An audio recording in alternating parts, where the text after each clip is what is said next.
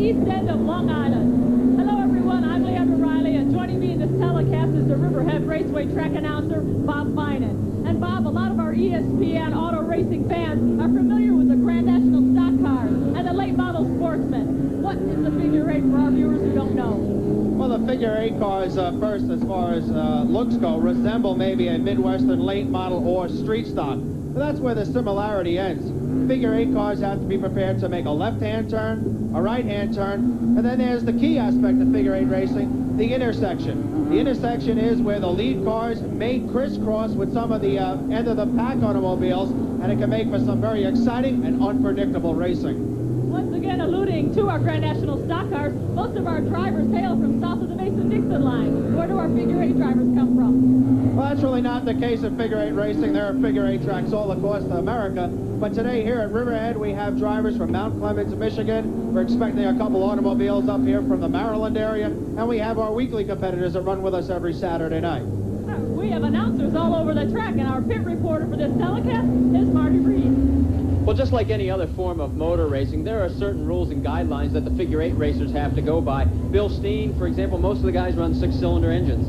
Yes, they do. In the figure eights, we run six cylinders because they run better on a figure eight course than V8 would. The turns are tighter, so you need the quick pickup with the low-end torque, and it's a little less expensive than running a V8. There's also some reinforcement allowed around the entire car. Right, you have to have Nerf bars on the sides because in running the tight turns, there's always contact wheel to wheel, and if you didn't have the sidebars on, you wouldn't finish the race. Speaking of the wheels, the tires are allowed to be out and negative camber for obvious reasons. Right, when you enter the turns on such a sharp angle and they're banked, you're going to need some negative camber because the wheel's going to want to tuck out. There's one other thing we haven't talked about, courage going through the X. That's a driver. Yes, you have to keep an eye on the far turn and make sure that you can either beat them through or let up and get tucked in behind them. If you meet in the X solid, you're going to be done for the day, that's for sure. Thank you, Marty Reed. Bob Meyer, one more point I think we should bring up for our viewers. Anybody who races figure eights, they're in it for love, not for money. Well, there's no way they would be able to make a living out of racing a figure eight stock car. There are a bunch of guys who like to race weekly, like many people do across the United States on short tracks all over the country, and they get about $100 to $300 to win at most figure eight tracks. So you can see where the $1,000 first prize and World Championship crown is very prestigious to them. All right, prestige and a lot of money at stake in figure eight automobile racing, and it looks like our cars are ready to come onto the track. Okay, Leandra, and the first order of business here this afternoon is going to be 3 qualifying heats. We'll be eliminating some automobiles. Top 5 cars across the line in each of these 3 heat races will move into the 25-lap feature event. Then we'll have one last chance at qualifying. It's known as the consolation event, where we'll be taking the top 8 automobiles and moving them into the World Championship figure 8 race. And we have 7 guaranteed starters making up our 30-car field for today's event.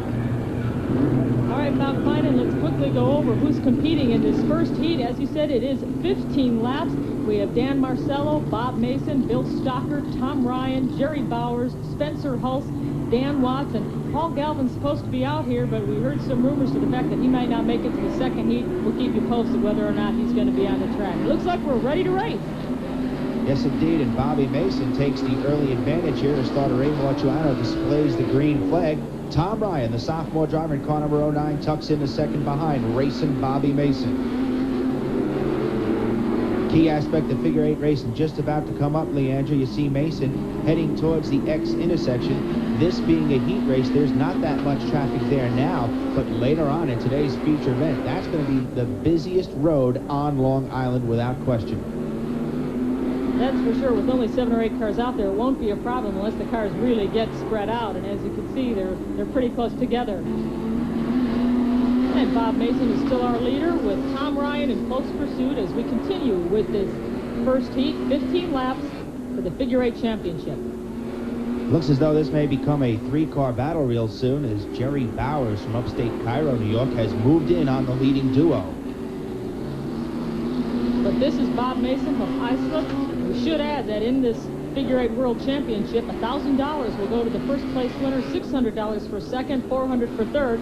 But this is just the qualifying heat to get into those finals. And the action beginning to pick up as last year's Rookie of the Year, Tom Ryan, really begin to put pressure on the veteran, 10-year veteran Bob Mason in car number 17. It's a good battle now.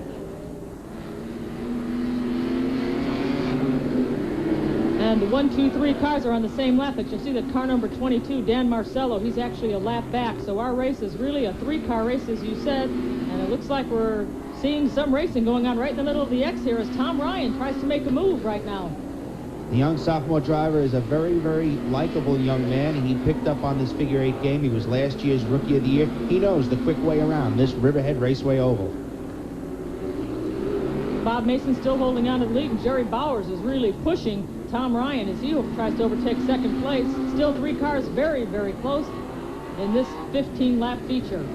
Bowers did not compete for most of the 1985 season, but this being the World Figure 8 Championship Day, Bowers has brought the number 49 down from upstate New York and is in contention right now for the win in heat number 1. He's making his move. Looks like he's got second. You know, Marty Reed brought out in the pits a little earlier that a lot of contact goes on in this non-contact sport.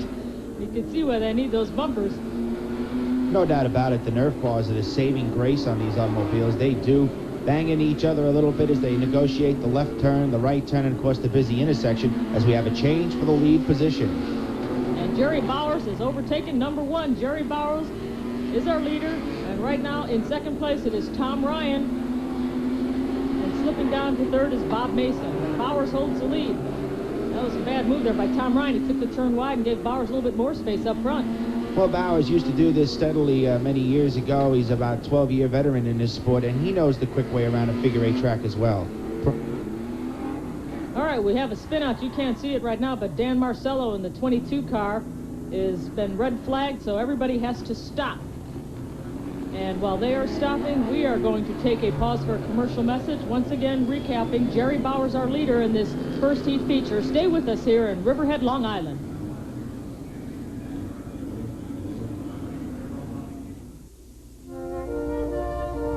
This blood's for all that you do. Hey! In the minors, you must have called it all 1,000 times, but you never lost sight of the dream. I got a telegram for you, Tony. Okay, thanks, Pops. Hi, B. Hey, guess what? I got the call. Yeah? I'm in the majors. You got a shot, you'll take it. What's this rookie umpire? You got the heart to make it. You got the fire, that big league desire. You keep on reaching higher. You make America work, and this buzz for you. Here's to you. Beechwood age for that clean, crisp taste that makes Budweiser the king of beer. Hi.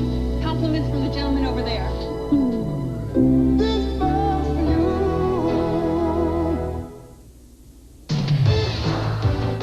NHL hockey on ESPN, the most exciting action on television.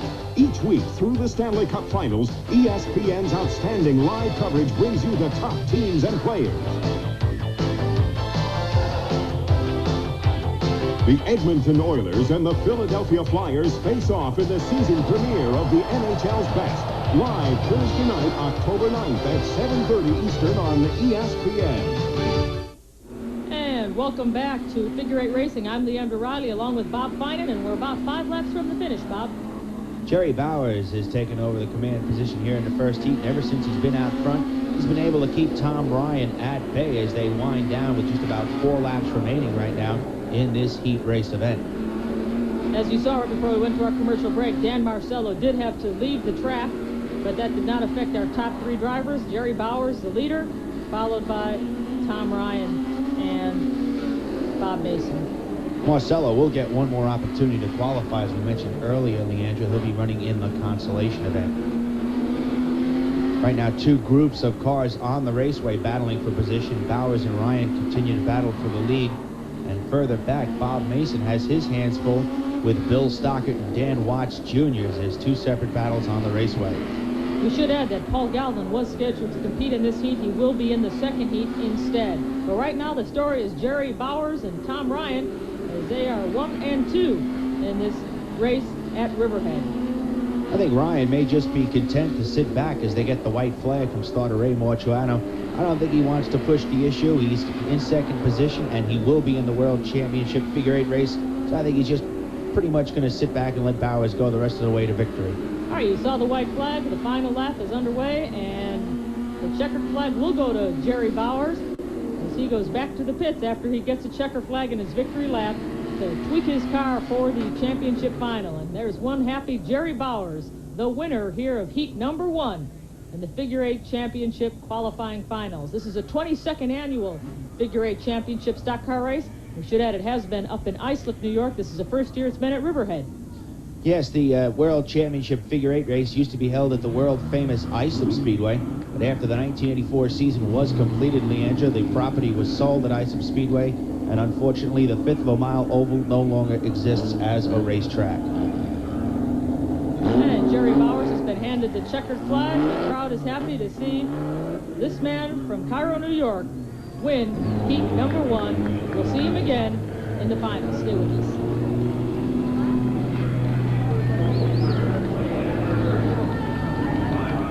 The upset of the week is brought to you by Pepto-Bismol. For most common stomach discomforts, the one that coats is the only one you need.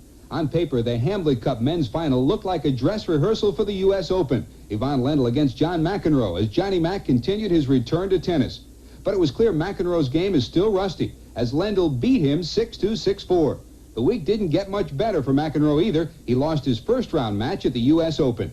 John McEnroe's sputtering comeback, the Pepto-Bismol upset of the week. Tomorrow is homecoming, and this campus will be filled with parents. But today, Jane's dad is coming home with a bad case of diarrhea. I feel so weak. Oh, let's get you into bed. Tomorrow's homecoming. You won't miss it. The one he needs is Pepto-Bismol. As it coats, it soothes heartburn and upset stomach, as well as diarrhea.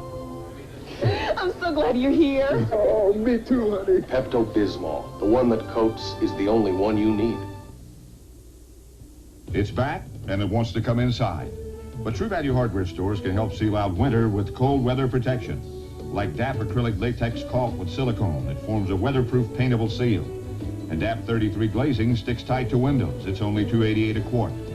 Protect outdoor wood with Wood Life Preservative from Weldwood, just $8.99 a gallon. And get Remove-A-Seal, just $2.88 for a clear seal you can peel off next spring. You'll find it at most True Value hardware stores and home centers. And the results from Heat 1 of this Figure 8 World Championship qualifier, Jerry Bowers, Tom Ryan, and Bob Mason. Let's go to Marty Reed. Obviously not a good heat for Danny Marcello. Danny, first you got spun out, then you ran straight into the wall. This is not an everyday occurrence for you, is it? No, it's not an everyday occurrence. They made me put regular street tires on the car. Why? Because you're running a V8? Yeah. It's very hard to make a car run like that. So the question is, are you going to be able to get this piece back together for the consolation heat? Yes, I will. You guarantee that you'll be there. You heard it first. Danny Marcello will be back again.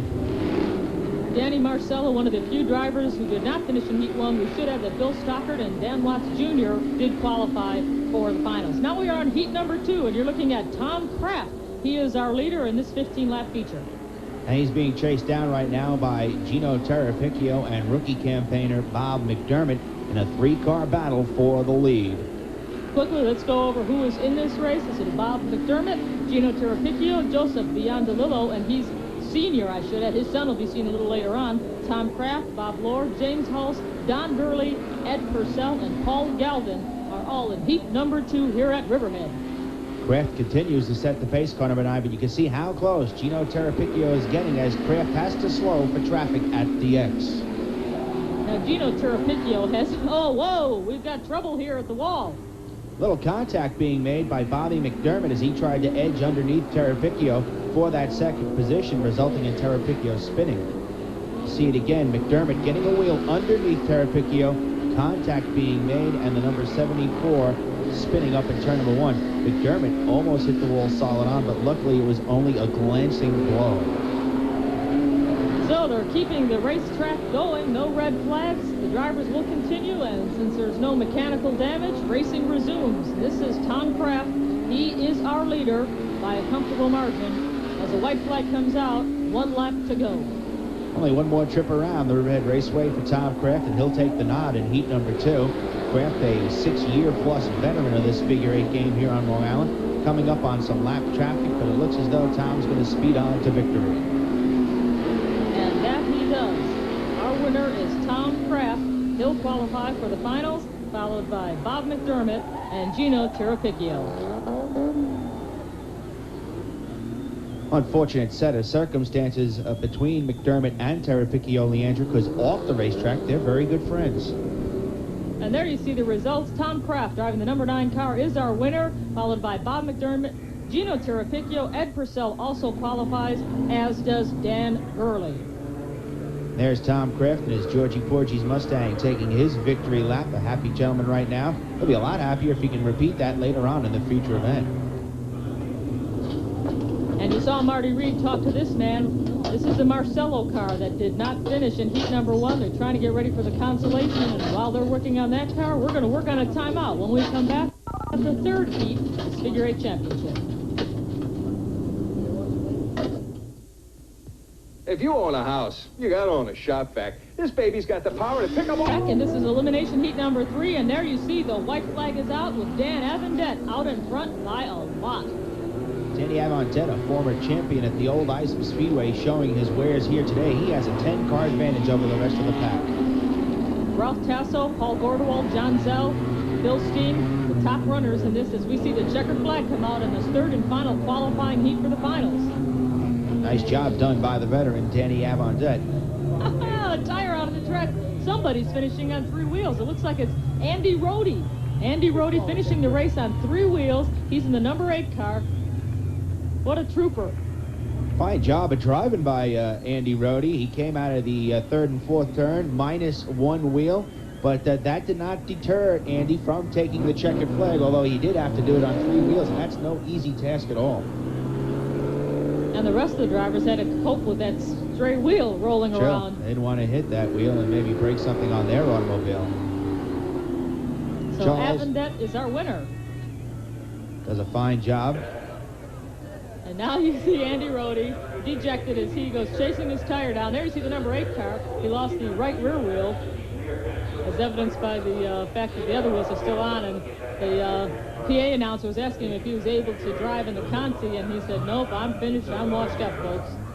I don't know, maybe Andy's pit crew might have something to say about that, but Andy says no go.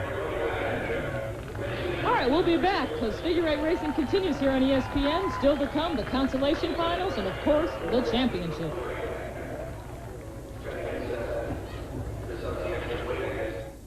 Just when things are easing down, trouble starts up.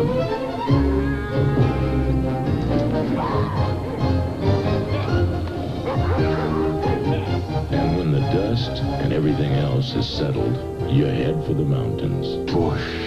Head for the beer brewed natural as a mountain stream, for a taste as smooth as its name. Push. Head for Bush beer. Head for the mountains. Man, you better not come on too strong if you want to take me out tonight. I had enough of Mr. Wrong. I want to be with Mr. Right. Enough, Mr. Wrongs. Hit the right spray. I had enough of Mr. Wrong. I want to be with Mr. Right. Mr. Right. See your all-time favorites at the PGA World Seniors Invitational. Flashy Chichi Rodriguez, Arnold Palmer, Don January, and Gary Player take their best shots at the Payne Weber World Seniors Invitational, starting Friday at 2 Eastern, live on ESPN. The consolation heat of these Figure 8 World Championships is about to get underway. We have 11 cars in this consolation final. We should add that Andy Rohde had the tire put back on the number 8 car. He's back in competition. And Dan Marcello's pit crew put his car back together. They're racing. Well, it shows you how important pit crews are in any aspect of automobile racing. 2 cars that people thought may not be back on the track are back out as the green flag flies for the consolation event. James Hulson, the 97 car, was our pole sitter. I should add that the order was drawn out of a hat. It was strictly random how these cars lined up for the pole today. So you had to have a little luck picking out of the hat earlier here this morning as Spencer Hulse takes the lead, and Andy Rohde, despite his misfortune in the heat race, is battling for second. Riverhead Raceway is pretty much a 6-cylinder, 250 cubic inch racetrack, but they did allow the 8 cylinders in for this one, didn't it? Well, the figure eight's weekly here, Leandra, as you mentioned, the limitation is 250 cubic inch with a 6-cylinder motor. However, for this World Championship event, since many of the tracks across the country do run... Oh, wait, Andy Rode lost that tire again. Number 8 car. We saw it come off in the earlier qualifying heats, and it just came off in the consolations. Andy Rode once again losing that right rear tire. Well, apparently his pit crew thought they had the problem cured. However, the tire again removing itself from Andy Rode's automobile, and I think this is going to be the final blow on his afternoon. However, his wheel continues. In fact, the wheel has done more time on the racetrack than the car here today. Getting back very quickly, though, to the engine sizes, we do have some 8 cylinders out here. They are allowed, but you said because of the tight turns, yeah, they prefer the 6 cylinders. The 6 cylinders are a lot easier to work with on a short track like this. A lot of the tracks across the country are bigger, and that's why they use 8 cylinders. All right, let's go to Marty Reed while Andy Reid calls for the day. Tommy, a nice run there in the heat. Thank you. It was a long race. It seemed like it would never end. It looks like the car is handling very, very well. Yeah, well, we got bent up pretty good Saturday night. We worked on it all night Saturday night and all day yesterday. We finished it up this morning. We got here late. Went out and practiced. We got things straightened out a little bit. We put some new tires on. It seems to be okay. It certainly does. Good luck in the final. Thank you. And we are back racing here in heat number 3. As you saw Tom Kraft, the winner of heat number 2, talking with Marty Reid. Our leader right now is James Hulse, car number 97. Jimmy debuted this car late in the 1985 season here at Riverhead, and he hasn't had much time to work out the new car bugs, as they call them. But right now, it looks as though he's done a fine job in doing just that as he leads the consi. All right, for the first time this afternoon, we're seeing the importance of the intersection here at the X. The cars, since there are 11 in this heat, are a little bit more spread out, so the drivers have to watch the intersection. Not only do they have to worry about the driver behind them, but now they do have to start worrying about the X intersection as Hulse is beginning to lap slower automobiles as well. And that always adds to the confusion. White flag down for Jimmy Hulse just one more time around, and he'll have the checkered flag here in the consi. But more important than that, he'll be in the World Championship Figure 8 race. And Jimmy Hulse will drive by our starter, Ray Mortuano, and pick up the checkered flag for his victory lap. Well-deserved performance by Jimmy Hulse here at Riverhead Raceway. And with that win, I think Jim's confidence about his chances of getting a good finish in the World Championship event might be increased. As I mentioned earlier, Jim debuting this car late in the season, but it looks as though things are starting to shape up on that number 97 automobile. There's Jim taking down the net. Taking off his helmet so the fans can see his face. There he gets a flag from Ray. Should add that Ray Mortuano is retiring after this year. And he's a very popular starter here at Riverhead Raceway. We're going to miss him. Absolutely. Ray's the very best in his trade, and Jim takes the traditional victory lap. And the results of this consolation heat: Jimmy Hulse, the winner; Spencer Hulse, second; Bob Lohr, driving 57 car, finishes in 3rd place. And these are the cars that are getting ready for the final. They're moving out onto the track, as we will see over 30 cars going through the figure 8. But Marty Reid is standing by with a 3-wheeler. Andy, all I can say is you lied. You said you weren't going to make it back for the consolation. Got a few friends that didn't want me to stay in the pits. They wanted me to get out there and do my thing. We didn't last long enough. Well, you gave it a good shot, though. We welded it together, and it just wasn't strong enough. Let me ask you something. How much money are some of these guys, yourself included, putting into these cars? Oh, it's getting up close to $10,000 in some of these cars. This one doesn't have that kind of money in it, but some of the brand new ones that can be competitive really have that kind of money in it. Spend 10 grand to make 1,500 doesn't make much sense, does it? Well, it doesn't make much sense if you've been doing it for a long time, but if you're interested in going someplace and racing, that's the dues you pay to get there. Only when it's all over do you know whether it's worth it or not, but you got to play the game. You'll be back again? We'll be back again. This time we got to come back with new stuff. We can't do it with the old stuff.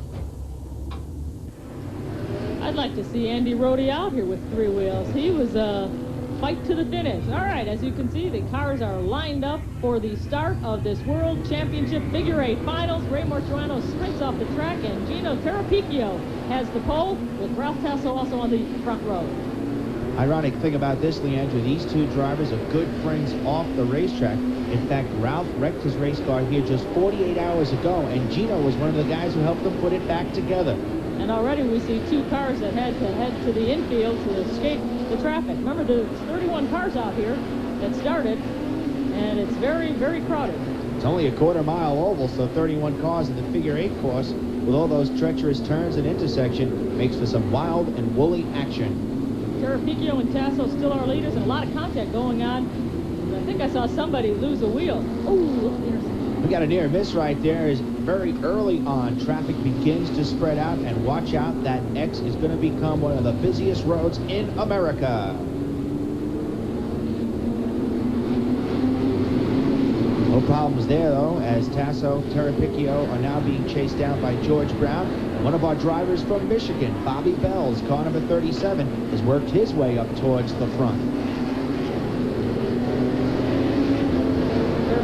Still our leader in car number 74, Ralph Tasso, number 19. And the cars are getting to be quite spread out. There's number 19, Ralph Tasso. Looks like his lead is widened a little bit. You've got to explain those flags that are on Terrapicchio's car. What are those about? That's a long tradition with the Terrapicchio family. Gino is a second-generation driver, as I think we have some problems up in turn number 1. We'll get back to that. That's right. We have a collision up there. Johnny Zell way up in the air, and right underneath him is Fred Lemack. Zell, a mailman by trade, and looks as though he wanted to do a little air mail here in the World Championship Figure 8 event. Both drivers unstrapping from the automobile. I think Fred Lemack's a little upset, Leandra. There he is climbing out of the number 1 car, pointing his finger. Oh. He's really mad. Ooh. Shows off a little soccer form there. Tough sport to be playing soccer in against iron. All right, keep your eye in the upper right-hand corner of your screen. There you'll see where the mishap takes place. A couple of cars getting out of shape. And then Fred Lemack and Johnny Zell just had nowhere to go. They get pinched up towards the outer wall. And you see Lemack going right underneath Zell's automobile. Zell almost went over on his roof. Luckily, the roll stopped, though, on the left 2 wheels. Zell out of his automobile, picking up his front bumper. All right, Lemack was really upset with Spencer Hulse because he felt he's the one who started the mishap. But it's a day now for Lemack, and we will be back with more racing as he puts his bumper in the rear window there. Stay with us.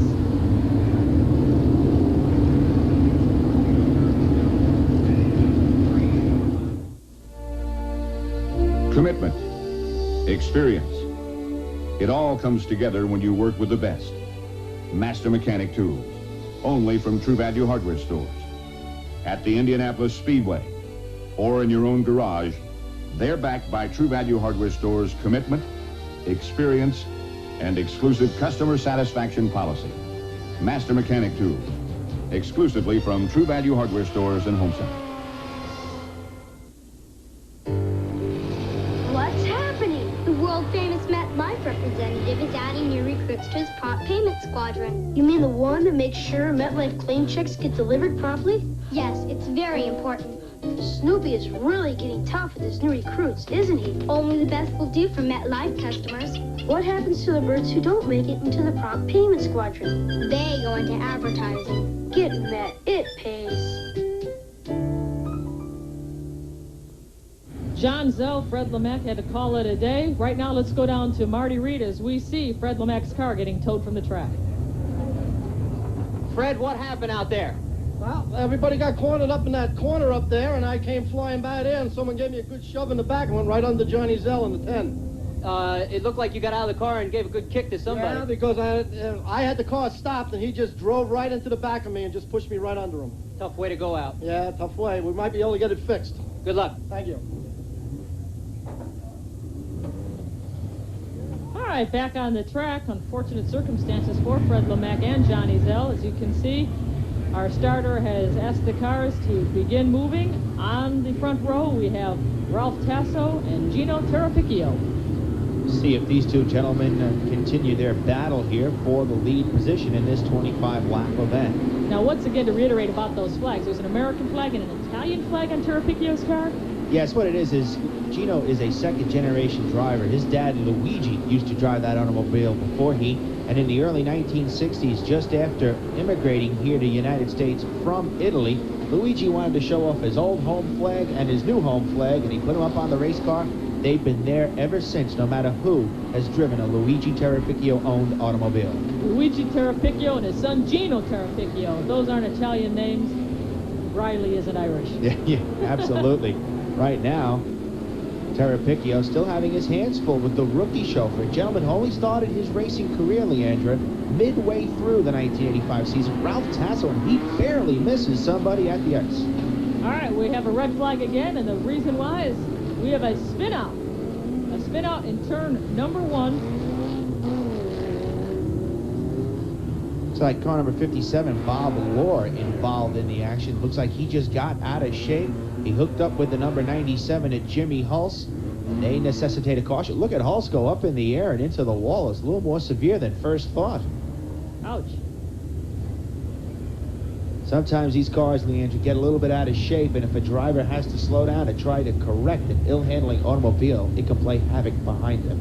We should add that both drivers are okay. We're going to take a timeout. When we return, this championship will you.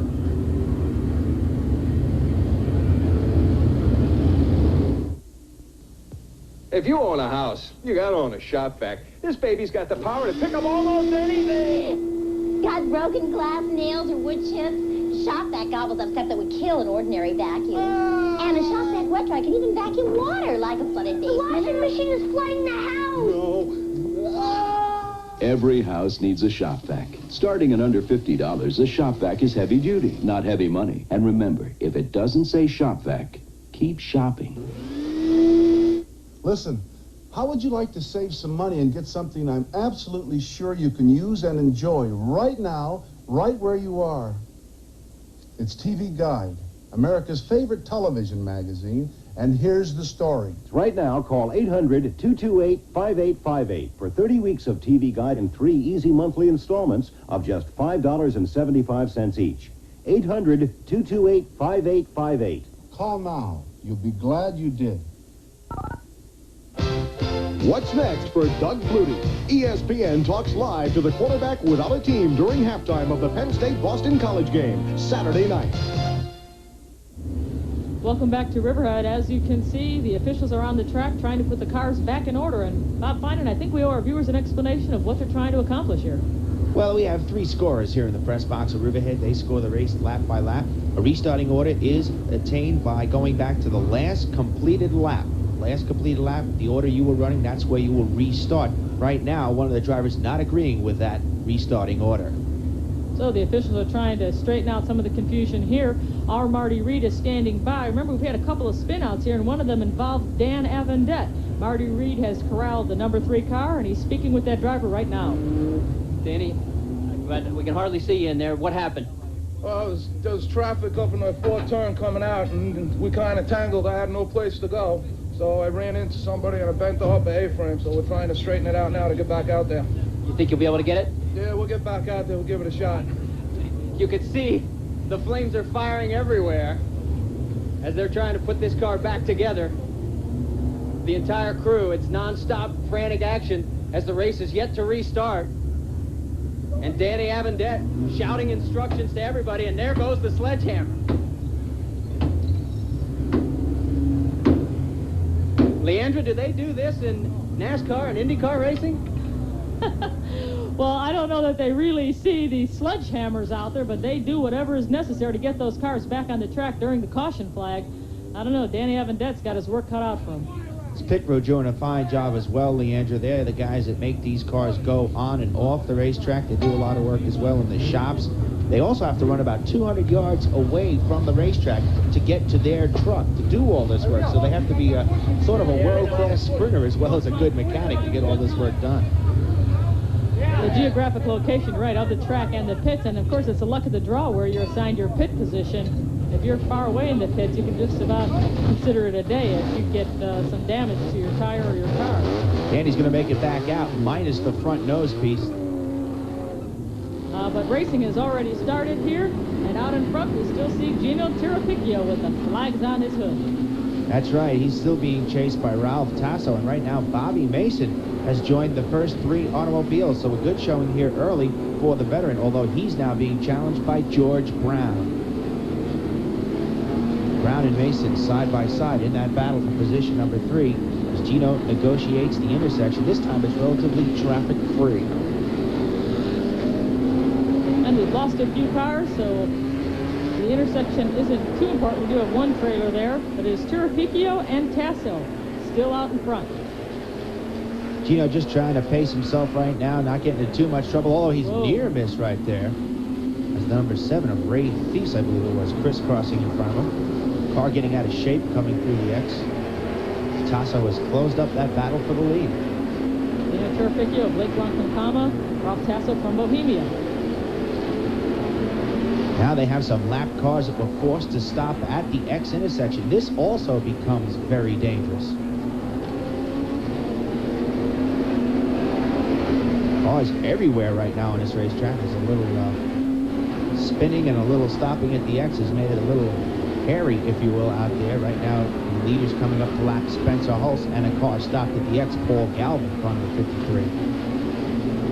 You know, Marty had asked me about the NASCAR. So we have a collision here at turn number 4. It's involving car number 37, Bob Bells. And I believe it's car number 73, Mike Moat. Wow, Mike Moat's car really showing the signs of that collision.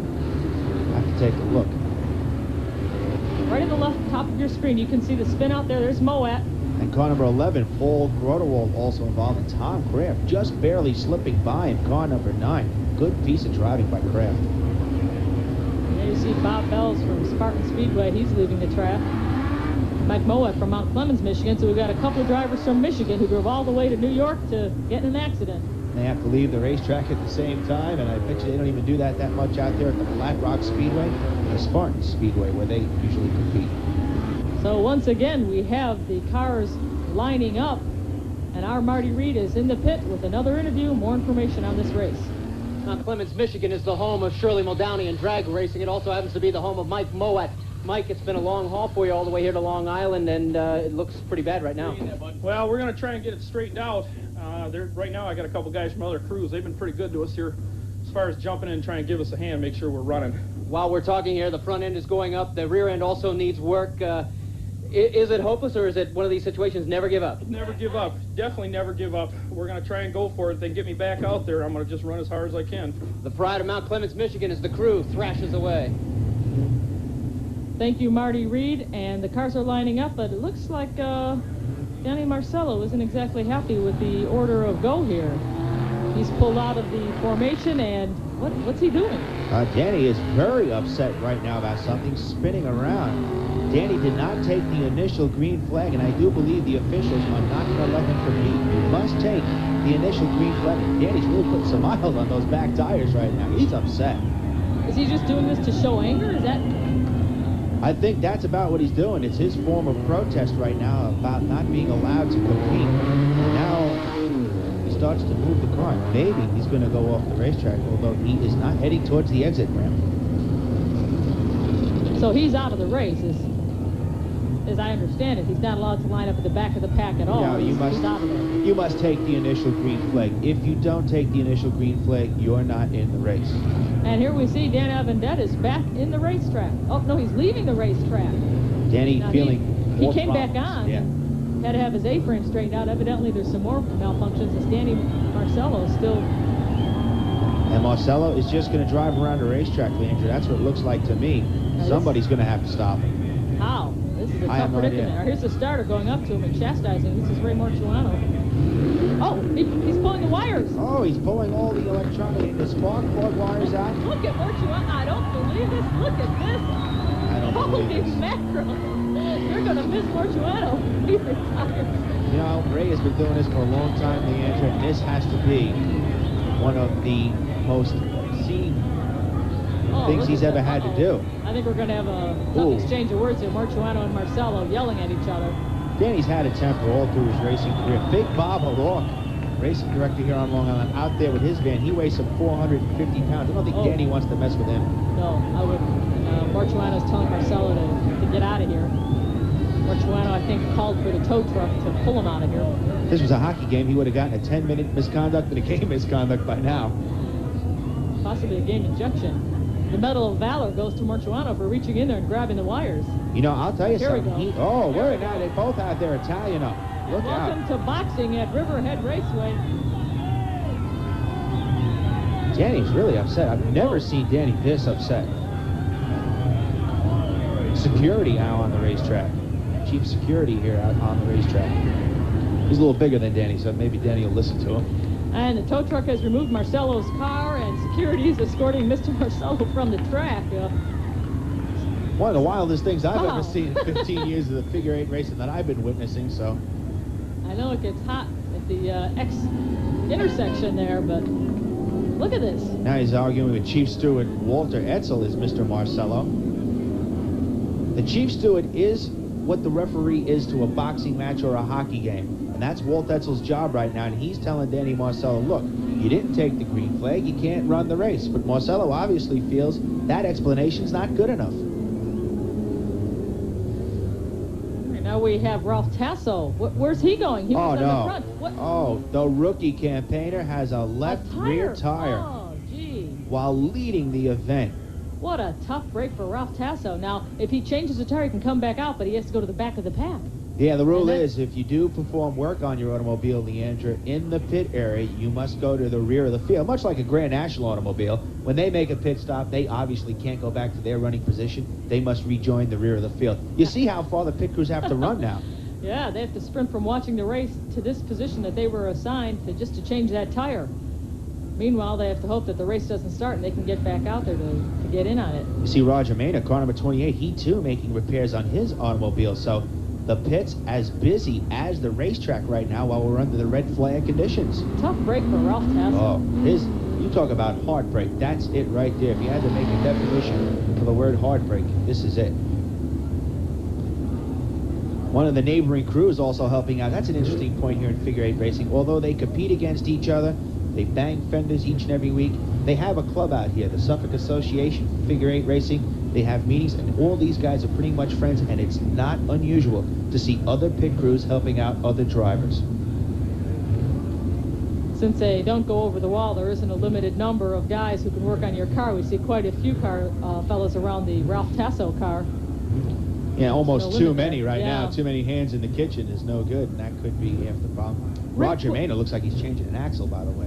Tasso's coming back out onto the track, and real quick, I'd like to go over some more qualifications. The number one car will be stripped down, just like NASCAR. You have to meet the specifications. You can only have a 2-barrel carburetor. High dome pistons are not allowed. You can only have the flat racing pistons. No electric fuel pumps, and of course, the bumpers must be smooth. No cow catches, no rough or jagged edges. So there are some pretty strict rules on the specifications of these cars. Again, we brought up several times, 6-cylinder engines are ideal for this figure 8 track. But I do have to ask you, what is a cow catch? Well, a cow catcher bumper, the front bumper has to resemble pretty much a stock bumper. A lot of guys used to come out with a lot of steel mounted almost 2 feet high in front of the automobile, almost looked like the front of a plow. And you're not allowed to have one of those. And somehow along the way it got the nickname of cow catcher. There's Ray Marciano, who may have gotten over the electrical shock he suffered. I say his from blood pulling, pressure's got to be up there. Marcelo's wires out of his automobiles. He's back to normal now, if you can call any of this normal. All right. What a strange turn of events. As Marcelo flared his temper, and the starter agrees that everybody's in the right order. Front row now will be Gino Terrificchio and sophomore driver Tom Ryan, car number 09. As Tasso has to go to the back of the pack, and he loses that lead position. So Terrificchio now inherits the lead with Ryan running second.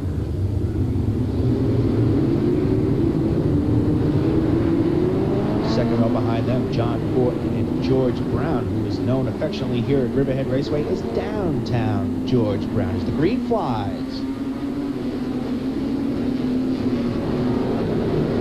Scattered action in front of the pack right now, but as they string out coming through the straightaway, it's Terrificchio followed by Ryan. Good battle for position number 3 right now, side by side. Car number 34, John Fortin and George Brown. And Tom Kraft has worked his way up towards the front of the pack, one of our heat race winners here this afternoon.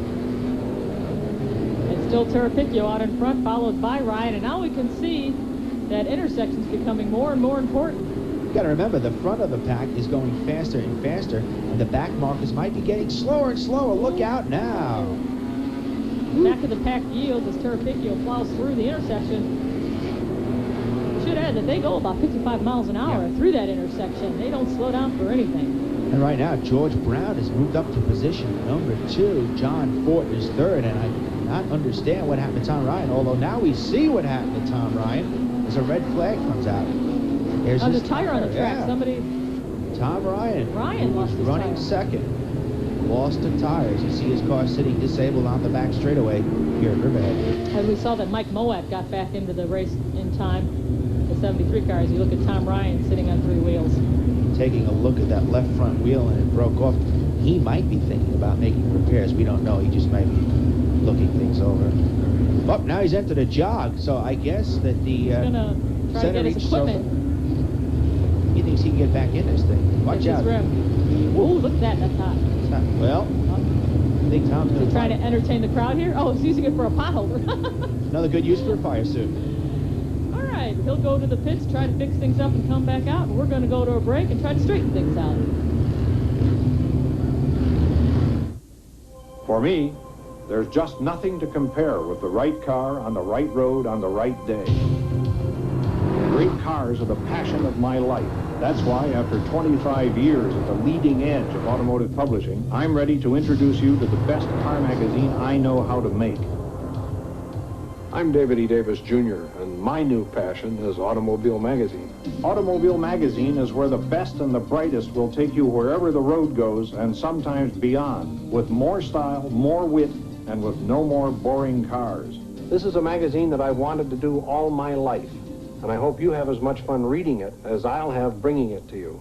Call 1-800-643-3000 to subscribe now, and you'll receive all 12 issues of Automobile Magazine for a full year at less than half the newsstand price. A $30 value for only $14.95. Call 1-800-643-3000 for Automobile Magazine, where the good life gets rolling.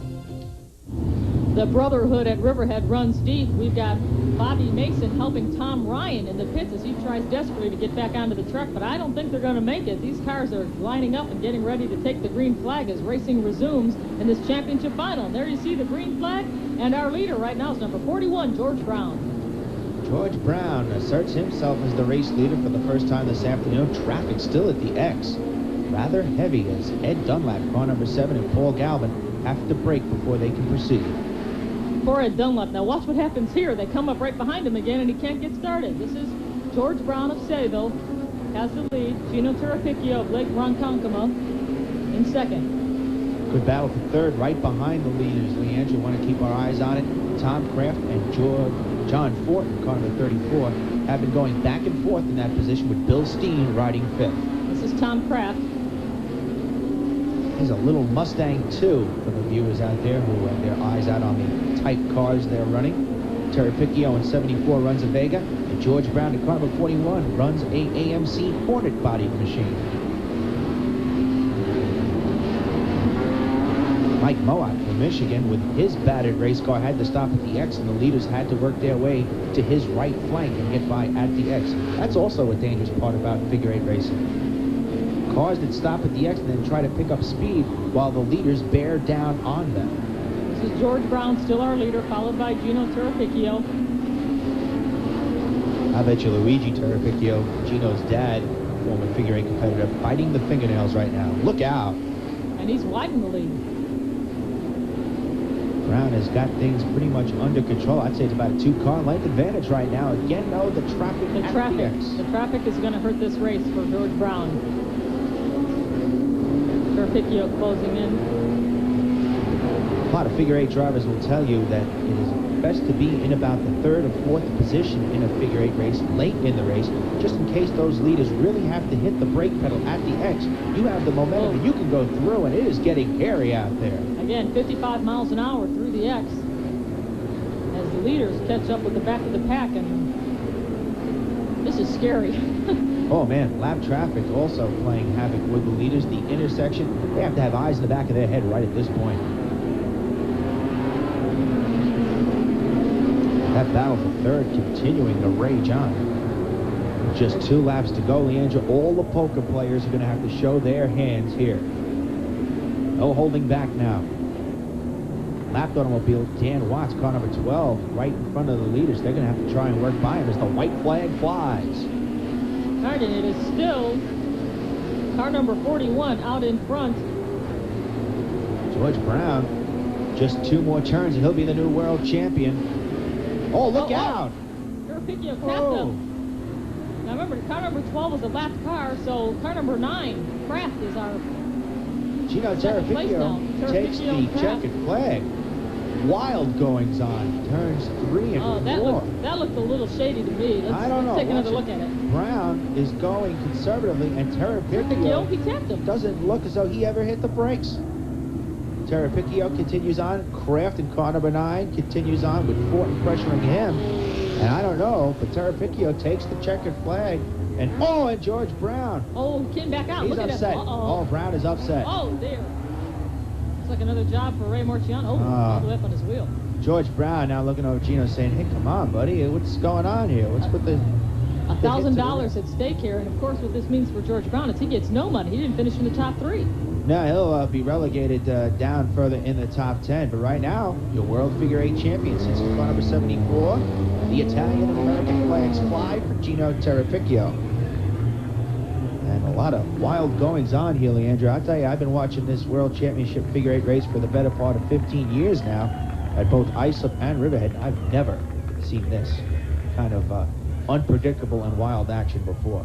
Now, they haven't handed him the checkered flag yet. It looks like there's more controversy. Track announcer Mike Kalanoff down there, but...